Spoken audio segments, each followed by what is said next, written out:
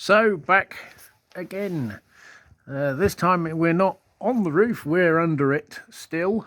We're still on the sort of week from the last video, and I've took the option obviously not to attempt any roof work pending wind, rain, snow, or a combination of all of them at the same time. At the minute it's just sleety showers, quite nippy, just above freezing.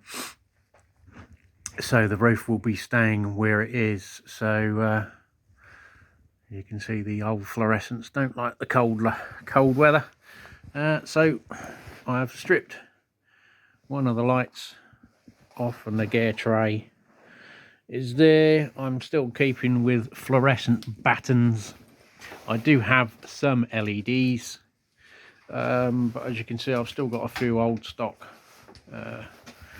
So I'm going to kill them off first before I convert any to batten. So as they become obsolete, I'll just retrofit LED lamps and disconnect the gears that are inside these. The other one that I just shown you, the diffuser is cracked in two places and literally falls apart. So although they do work better with the diffuser on, and these are obviously constructed for poor weather environments originally.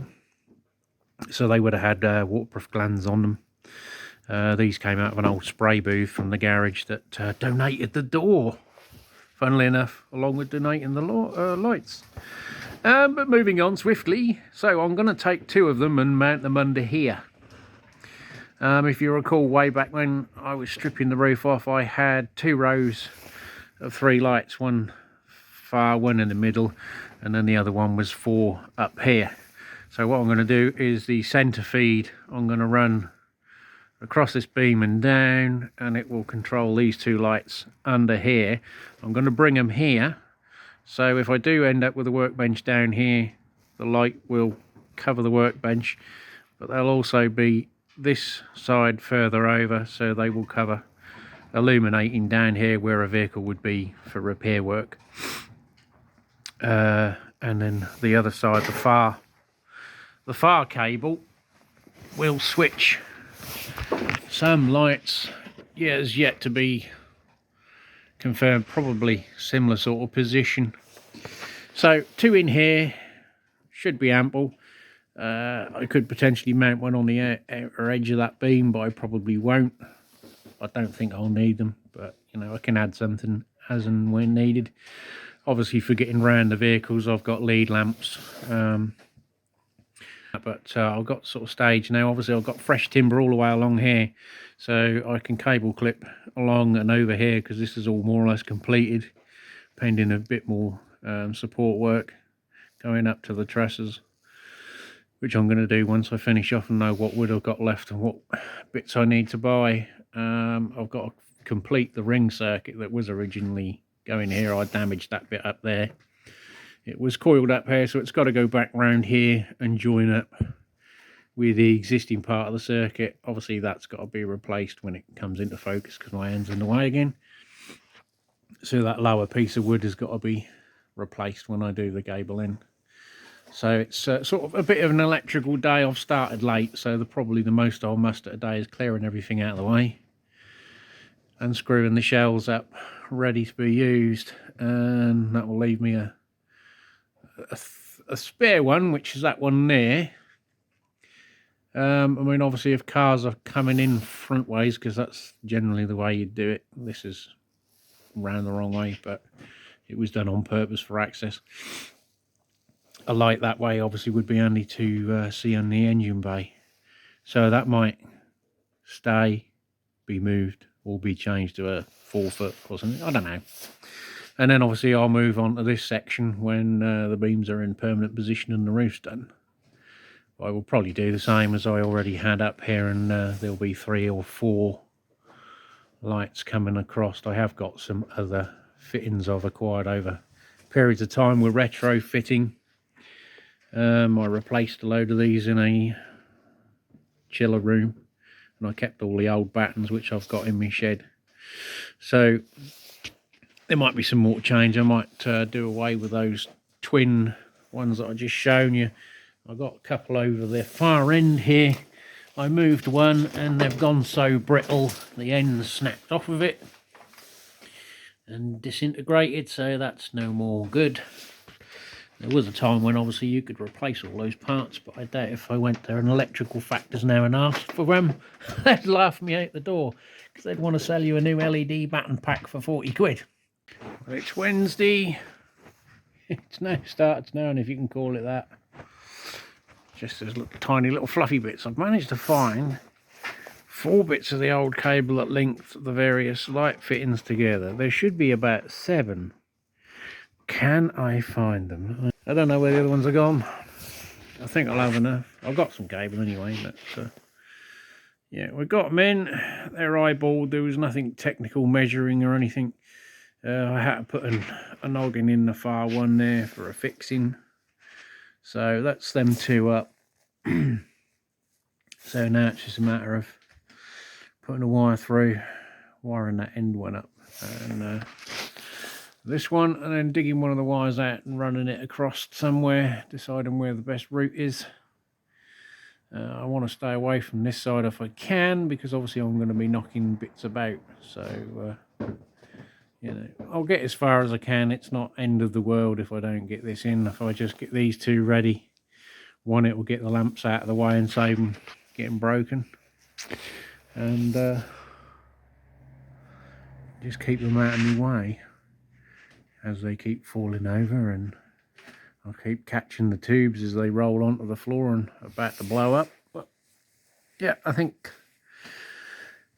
short day today, not very productive. I managed to get those done, which is what I wanted to achieve yesterday and never got a chance to fully do. So we'll see what happens in the next bit. Well, I know I sort of signed off for that last segment, but I carried on. So, only one of the cables was long enough, or will be long enough, to go from that light to connect up to there. But I thought, well, I got it there. I had to do some proper Norfolk hillbilly stuff there. Bale and twine, because the old nylon hangers are bust. But it does the job, and it's flexible, so it'll go out the way when they fold back up. So I wanted to test it, make sure I hadn't got to put tubes in it and starters.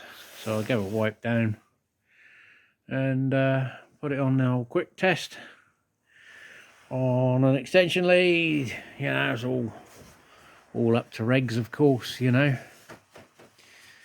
So part D, don't give a fuck. So next job will be connect it into there and see if the cable that was over there will reach here, and where I'm going to clip it. If not, I'll just leave it, and I might temporarily put a flex on this so that it'll give me some additional light when I'm working here, because it's certainly better than that little farty thing. But at least it all works. It's not flickering and popping and knocking and banging. Right, that's it for today. Well, video quality might be a bit poor due to the low light situations, but I can't find so far any damp patches. There is some water staining on the bottom of the felt further back that way, at the bottom, but that could have been obviously before the sheets were put on. When obviously water was getting through the big tarpaulin I had over the top. I mean, bearing in mind that there's no ridge, as you can see, the light's still coming through, so rain is going to hit that and run down the felt anyway. There's some marks over there, but I think that's just from my black hands or black gloves from handling stuff. I can hear dripping water, but that's from the concertina door seals, nothing to do with that. Something down there, but we're not up to roofing sheets here. This is where I try and slide through and break me new glass like I did the last ones. Yeah. So yeah, we're straight to bare metal here. That's that sheet just laid over.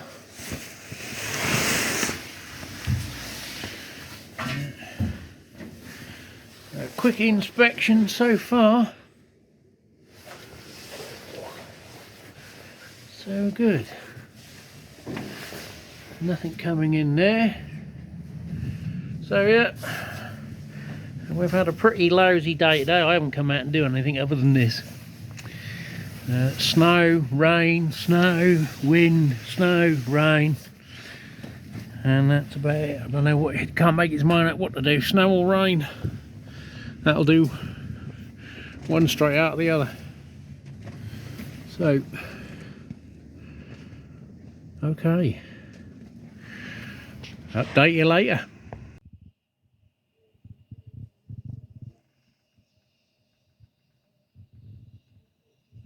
No working on the roof today. Well, I got a heater in here, not for me, it was just to test it. I've repaired it, so I'm just burning off the oil and everything out the exhaust. So we've got the second lamp in. I don't know whether it's showing up on screen, but the that one's got triphosphor tubes in it, which are brighter. These are more yellowy, plus they're older as well, but they will do. But as I say, I don't know whether the camera's really picking it up, or just overexposuring. But yeah, electrical's back again today.